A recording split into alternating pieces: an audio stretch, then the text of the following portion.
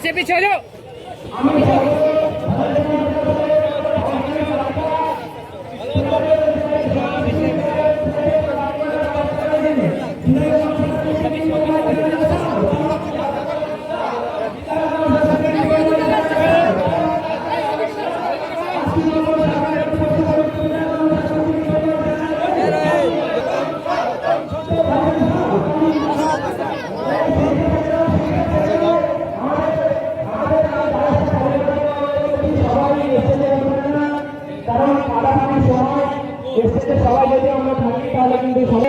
पंचायत सदस्य शरीफुल मोल्ला सकले एक अभिनंदन जानाई। उत्तरीय पड़िए बरण करे निच्छेन आमादेर सकलेर प्रिय आबुल कायर भाई एवं एक फुलेर बुफे दिए बरण करे निच्छेन आमादेर तौफिक भाई एवं आमादेर महिब्बार दा आमी एवं आमादेर गियास दा। आमी सबाइके बोलबो आलिनुर मल्लिक चले एसो। विधायकेर साथे एकटी छवि एवं फुल दिए बरण करे निच्छेन। आमी एकटु सामने बिजी शिड्यूल आपनारा जानेन 13 জায়গায় পতাকা উত্তোলন করতে হবে।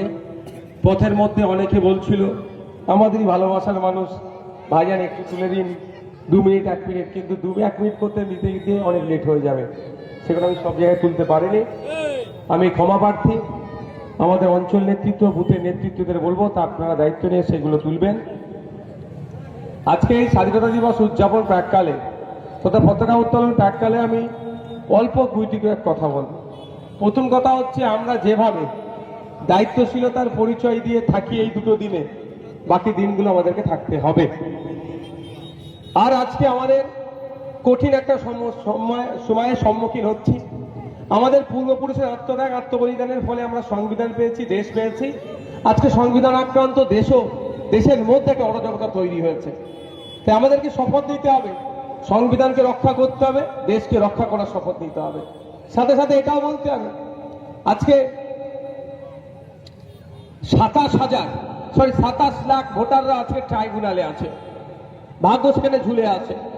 আমরা তো আশা করব এখানে দাবি করব দ্রুততার সাথে মামলাগুলো নিষ্পত্তি করা হোক, বৈধ ভোটারদের দ্রুততার সাথে ভোটার লিস্টে তার নামটা ইনক্লুড করা হোক। এই লড়াই আমাদেরকে লড়তে হবে, আপামার জনগণের লড়াই। আর আজকে আমাদের শহীদ বেদিতে বিশেষ করে ছবি রাখা আছে নেতাজি সুভাষচন্দ্র বোসের। আপনারা জানেন কয়েকটা দিন আগে রাজ্যের একটা এলাকা থেকে কিভাবে নেতাজি সুভাষচন্দ্র বোসকে নিয়ে ক্রমাগত টিপ্পনি কাটা হচ্ছিল, আলতপ্তা মন্তব্য করা হচ্ছিল। প্রশাসনের ঘুম ভাঙেনি, প্রশাসনের ঘুম ভাঙিয়েছে এই ভাঙনের বাসি আমাকে ভোটে জিতে পাঠিয়েছে। আমি বিধানসভায় গিয়ে নিন্দা প্রস্তাব জমা দেওয়ার পরেই প্রশাসনের ঘুম ভেঙেছে। আমি প্রশাসনের যেহেতু ঘুম ভেঙেছে আমি প্রশাসনের কাছে আমি আর্জি রাখবো। প্রশাসনের কাছে আমি আশা করব নেতাজি সুভাষচন্দ্র বোস তথা দেশ নায়ক স্বাধীনতা সংগ্রামের উজ্জ্বল নক্ষত্রকে নিয়ে যারা বাজে মন্তব্য করেছে এমন দৃষ্টান্তমূলক শাস্তি দেওয়া হোক। আগামী দিনে কোনো স্বাধীনতা সংগ্রামী সম্পর্কে বাজে মন্তব্য করতে মানুষ ভয় পাবে, এটা আমি আশা করব। আমাদের পূর্বপুরুষ তাদের আত্মত্যাগ আত্মবলিদানের ফলে একদিকে বেগম হজরত মোহর, অপরদিকে মাতঙ্গিনী হাজরা, একদিকে বিরসা মুন্ডা, অপরদিকে ক্ষুদিরাম, একদিকে আশফাকুল্লাহ, অপরদিকে মাওলানা আবুল কালাম আজাদ, একদিকে নেতাজি, অপরদিকে গান্ধীজি, একদিকে ফুরফুরার পীর আবু বকর সিদ্দিক, একদিকে রাজা পিয়ারী মোহন থেকে শুরু করে লাখো লাখো কোটি কোটি স্বাধীনতা সংগ্রামীদের কারো আত্মত্যাগ কারো আত্মবলিদানের ফলে দেশ স্বাধীন হয়েছে, সংবিধান পেয়েছি। এটাকে টিকিয়ে রাখার দায়িত্ব আমার আপনার করতে বর্তায়। তাই আপনাকে আমাকে বলবো ব্রিটিশদের হাত থেকে যখন দেশকে মুক্তি করার লড়াইয়ে এগিয়ে গিয়েছিল, কেউ ধর্ম দেখেনি, জাত দেখেনি, বর্ণ দেখেনি, লক্ষ্য একটাই ছিল ব্রিটিশ মুক্ত দেশ করতে হবে। তাই আমাদের এখন লড়াই হচ্ছে ক্ষুধার নিবারণের লড়াই, আমাদের লড়াই সাংবাদিক স্বাধীনতা ফিরিয়ে দিবার লড়াই, আমাদের লড়াই জাতপাতের এই বিভাজনকে বন্ধ করার লড়াই, আমাদের লড়াই মহিলাদের স্বাধীনতা দেওয়ার লড়াই, আমাদের লড়াই দুর্নীতির বিরুদ্ধে লড়াই। তাই একসাথে কাঁধে কাঁধ মিলিয়ে কে হিন্দু কে মুসলমান কে জৈন কে খ্রিস্টান কে কোন রাজনৈতিক দল করছে সেটা দেখার নয়। আমরা ভারতীয়, এটাই আমাদের পরিচয়। সমস্ত দলের অন্যায়ের বিরুদ্ধে ঐক্যবদ্ধ থেকে লড়াই করতে হবে আমাদেরকে। রাজি আছেন তো নাকি? তোলাবাজি নোংরামি বন্ধ করার লড়াই আমাদেরকে লড়তে হবে।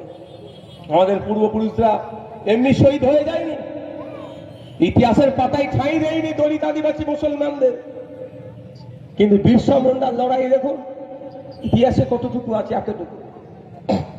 হাফেজ বিন মিনসার আলীর লড়াই দেখুন, যাইনি তিতুমিন নামে খ্যাত, ইতিহাসের পাতায় তাকে খুঁজে পাওয়া যাবে না। ফুরফুরার পীর আবু বকর সিদ্দিক রহমাতুল্লাহের লড়াই দেখুন স্বাধীনতা সংগ্রামে, ইতিহাসের পাতায় খুঁজে পাবেন না। এমন করে দলিত আদিবাসী মুসলিম সম্প্রদায় যারা আছে ইতিহাসের পাতায় খুঁজে পাবেন না তাদের আত্মত্যাগ আত্মবলিদানে। কিন্তু আমি একটা তথ্য দিয়ে যাচ্ছি, কম করে 7 লক্ষ শুধু মুসলিম সমাজের মানুষ দেশের জন্য শহীদ হয়েছে। 7 লাখ মাথায় রাখবেন। দিল্লির ইন্ডিয়া গেটে চলে যান, 93,000 সামথিং মানুষ শহীদদের নাম লেখা আছে, 61,000 সেখানে মুসলিম সমাজের। দলিত সমাজের 10,000-এর উপরে, ওবিসি পিছড়ে বর্গের প্রায় 14,000-এর উপরে নাম আছে সেখানে। শুধু একটা উদাহরণ, ধরেন হাজারো হাজারো উদাহরণ আছে। তারপরেও বলছি, কেউ মুসলিম পরিচয় নিয়ে লড়াই করতে যায়নি, কেউ হিন্দু পরিচয় নিয়ে লড়াই করতে যায়নি, কেউ দলিত আদিবাসী পরিচয়ে লড়াই করতে যায়নি। লড়াই করতে কেন গিয়েছিল?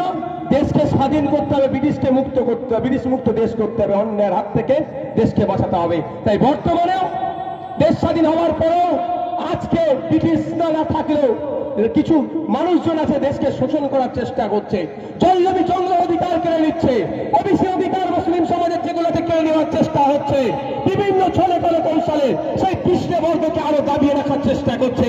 তাই আজকে নতুন করে আমাদের লড়াইয়ে ডাক দিতে হবে।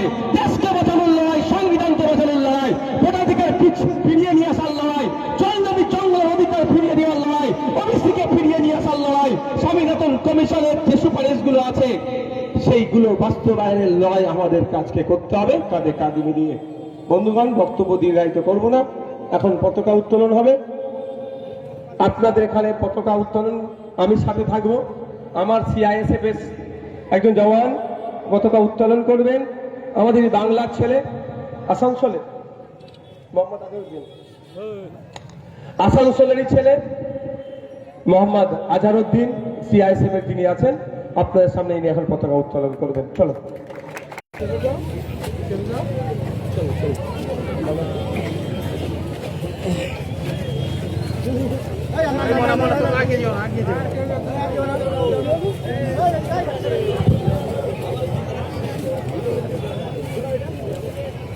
এত বড় মাছ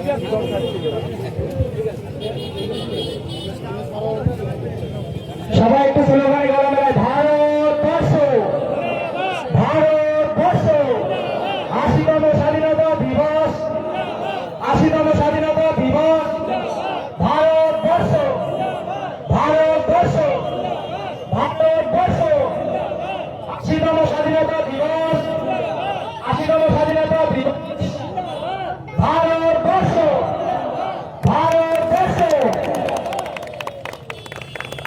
পতাকা উত্তোলন হয়ে গেছে, রাস্তাটা একটু ক্লিয়ার করে তো, একে একে শহীদ বেদিতে মাল্যদান হবে। এখন আমাদের সকলের প্রিয় শরীফুলদাকে আমি